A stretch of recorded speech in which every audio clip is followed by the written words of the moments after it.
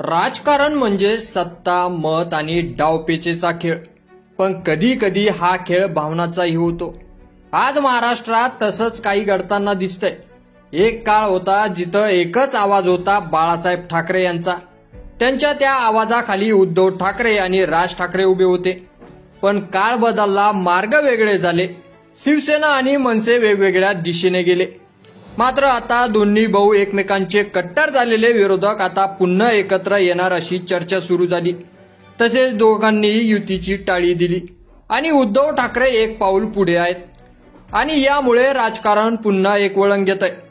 कारण ठाकरे बंधू पुन्हा एकत्र येणार का, यावर अनिल परब यांनी केलेलं मोठं विधान आणि राजकीय वर्तुळात निर्माण झालेली खळबळ.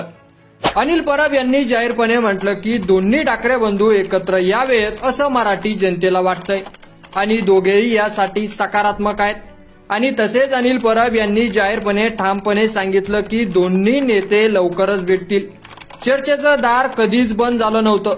त्यामुळे लवकरच दोन्ही नेते भेटतील, चर्चा करतील आणि पुढचं ठरवतील. दोन्ही सेनेमध्ये पक्ष नेतृत्व जो निर्णय घेईल त्यावर आम्ही पुढे जाण्यासाठी तयार आहोत. जशा निवडणुका जवळ जवळ येतील तसे दोन्ही नेते निर्णय घेतील. मी छोटा नेता आहे, दोघे नेते बसतील आणि ठरवतील. तसेच राज ठाकरेंनी ठरवायचं आहे की त्यांनी यायचं की नाही यायचं. उद्धवजींनी तर आधीच सांगितलेलं आहे की सगळे वाद बाजूला ठेवून एकत्र यायला आम्ही तयार आहोत. असं म्हणत परबांनी एक प्रकारे मनसेवर जबाबदारी टाकलेली आहे.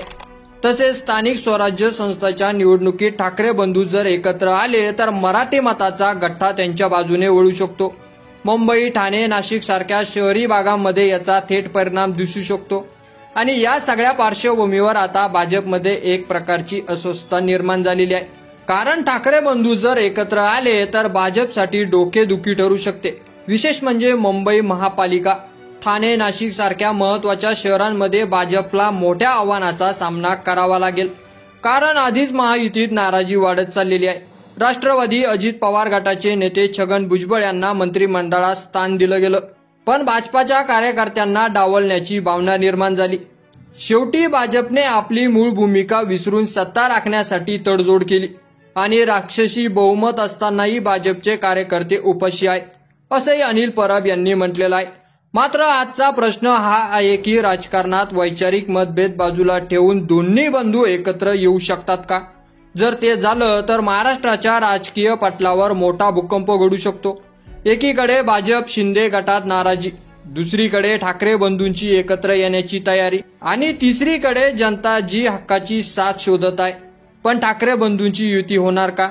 भाजपाला याचा फटका बसेल का? की यावर तुमचं मत कमेंट करून नक्की कळवा. आणि चॅनलवर नवीन असाल तर चॅनलला सबस्क्राईब करा. व्हिडिओ आवडला असेल तर जास्तीत जास्त शेअर करा. धन्यवाद.